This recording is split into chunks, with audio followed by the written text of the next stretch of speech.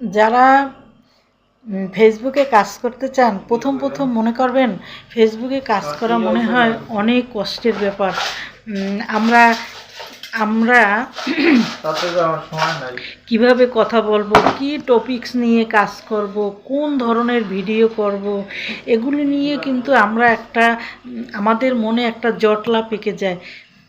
কোনো কিছুই আপনারা কঠিন ভাববেন না, একদম সহজ।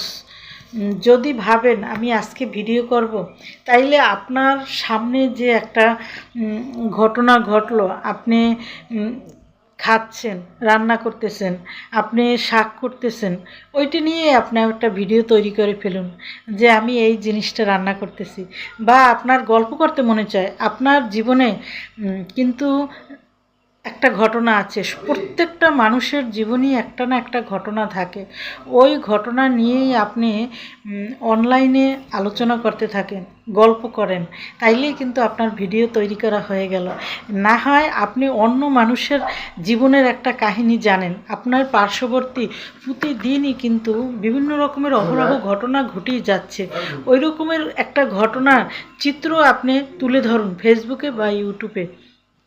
দুই চ্যানেলে আপনি এভাবে করে ঘটনা তৈরি করে আপনি ভিডিও তৈরি করতে পারেন।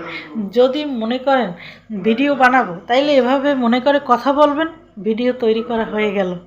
শুধু একটু কথা বলবেন ক্লিয়ার, যেন অডিয়েন্স বুঝতে পারে যে আপনি কি বলতে চাচ্ছেন, আপনার কথাগুলো স্পষ্ট হচ্ছে কিনা, এবং আপনি অডিয়েন্সকে বুঝাতে হবে যে আমি এই ঘটনাটা বলতে চাচ্ছি, তাইলে কিন্তু এই একটা ভিডিও হয়ে গেল। এভাবে করে আমরা কিন্তু ভিডিও তৈরি করতে পারি। আমাদের প্রতিদিনের ঘটনাগুলি, জীবনের ঘটনাগুলি যদি অডিয়েন্সের সাথে যদি আমরা শেয়ার করি, ওটাই একটা ভিডিও হয়ে গেল। এভাবে করে আমরা পার্শ্ববর্তী চতুর্দিকের চারদিকের বিভিন্ন রকমের ঘটনা বলে আমরা একটা গল্প বানিয়ে ফেলতে পারি। এই গল্পটাই হলো আমাদের একটা ভিডিও।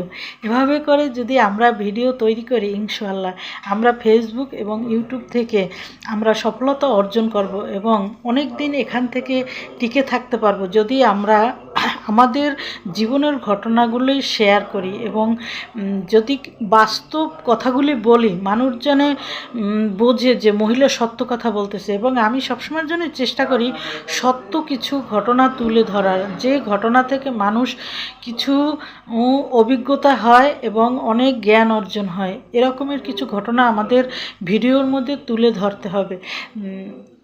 এগুলো তুলে ধরলেই মানুষ কিন্তু সামনে আমার ভিডিও দেখতে চাইবে এবং আমার ভিডিও দেখতে পছন্দ করবে, আস্তে আস্তে পরিচিত হতে থাকবো, এরপরেই কিন্তু আমি ভাইরাল হব।